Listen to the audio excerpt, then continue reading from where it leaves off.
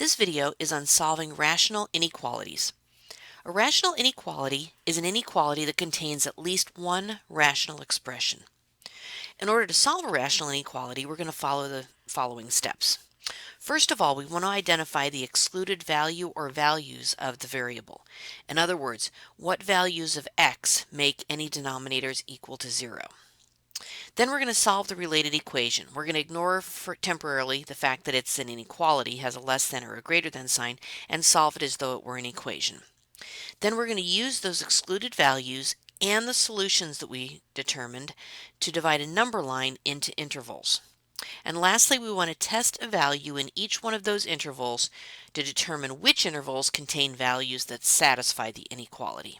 So, quite a few steps, sounds a little complicated, but let's take a look at a couple examples.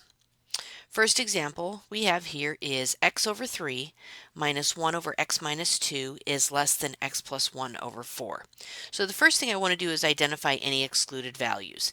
My denominators are 3, x minus 2, and 4, so the only one that contains a variable is x minus 2, so that tells me that x cannot be equal to a positive 2, because when x is positive 2, this denominator is 0, so 2 is one of my excluded values. Now let's solve the related equation. So let's just imagine for a moment that this is an equal sign and we need to solve this for x. So this is a rational equation, so I'm going to multiply the entire equation by the common denominator, which would be 3 and a 4 and an x minus 2, and then distribute that to each one of these expressions. So distributing it to x over 3, the 3's will cancel out and I'm left with 4x times x minus 2, and then distributing it to the second, the x minus 2's cancel out and I'm left with a minus 12, and then distributing it to the last term, the 4's will cancel out and I'm left with 3 times x plus 1 times x minus 2. And so now I have just a straight equation that's a little simpler to solve here.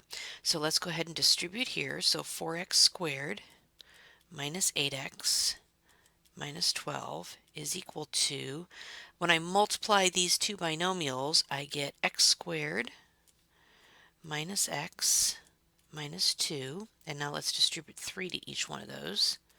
3x squared minus 3x minus 6. And I'm noticing that I have a quadratic equation because I have an x squared term. So I want to set this equal to 0. So let's move all of our terms to the left side of the equal sign. So subtracting 3x squared on each side is going to give me x squared. Adding 3x to both sides is going to give me a negative 5x. And adding 6 to both sides gives me a negative 6. And then I notice that that is factorable. X squared minus 5x minus 6 factors into x minus 6 times x plus 1. So that gives me values of x that are 6 and negative 1. Okay, so now I want to put those three numbers on a number line. So I'm going to use the two solutions that I got and my excluded value. So negative 1, 2, and 6. And it doesn't have to be exact, just make sure they're in the right order, because we're going to notice that these three numbers divide the number line into 4 separate intervals, numbers that are less than negative 1, between negative 1 and positive 2, between 2 and 6, and then greater than 6. So I'm going to choose a value of x in each one of those intervals, plug it into my original inequality, and see if it works. So for the first one, I'm going to choose x is equal to negative 2. So when I plug negative 2 into my original inequality, I get negative 2/3 minus 1 over negative 4. Is that less than? Negative 2 is going to give me a negative 1 over 4. So is negative 2/3 plus 1/4 less than negative 1/4? Is negative 5/12 less than, and I'm going to turn that into 12s, negative 3/12, and yes it is. So this interval would be a yes. So it does work on the interval x is less than -1. So let's try a value in here. So I'm going to choose x equals 0 because 0 is in there, and that makes it a little bit easier. So is 0 over 3 minus 1 over -2 less than 1/4? So that's a 0. Is 1/2, notice minus a -1/2, is that less than 1/4? It is not, so that interval does not work, so that would be a no. Actually, I'm going to write those. I don't know if I can erase that. I'm going to write it here so it stands out a little bit better. So that does not work. Now let's choose a value between 2 and 6. I'm going to choose x equals 3. And when I plug 3 into my original inequality, I have 3 over 3 minus 1 over 3 minus 2 is 1. Is that less than 4 over 4? Is 1 minus 1 less than 1? Whoops.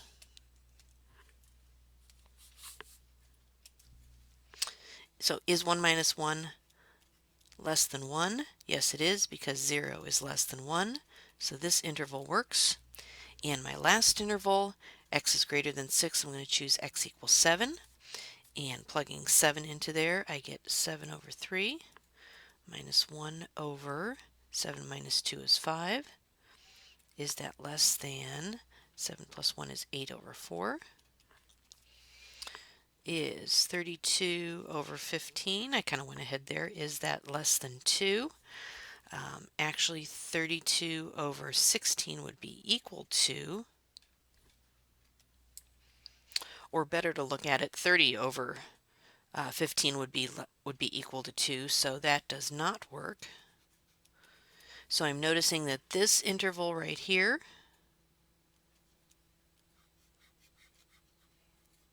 works, and this interval right here works.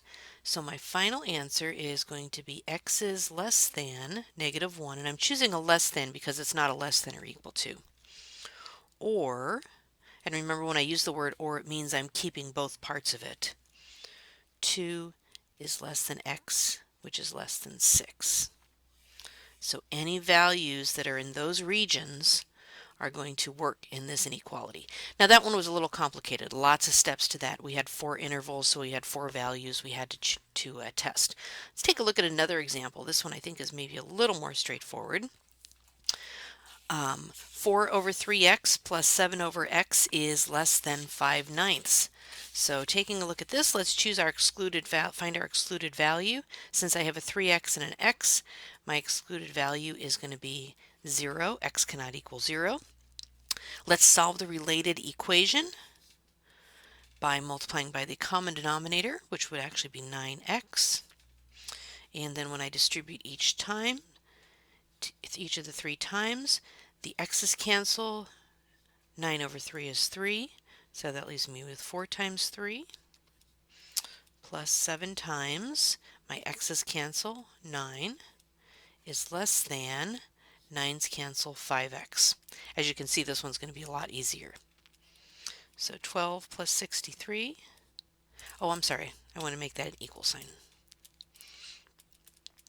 5x, 75 equals 5x, so x is equal to 15. So now I only have 2 values that I need to test. Let's draw the number line. My excluded value of 0, my one solution that I found, 15, so that gives me 3 intervals. So let's test x equals -1. So plugging in -1 gives me -4/3. Move it this way a little bit. -4/3 minus 7, is that less than 5/9? Well, I don't even have to go any further because I know this is going to give me a negative number, and every negative number is less than 5/9, so that interval is going to be a yes. Let's pick something between 0 and 15. I'm going to pick x equals 1. So plugging in 1 is going to give me 4/3 plus 7. Is that less than 5/9?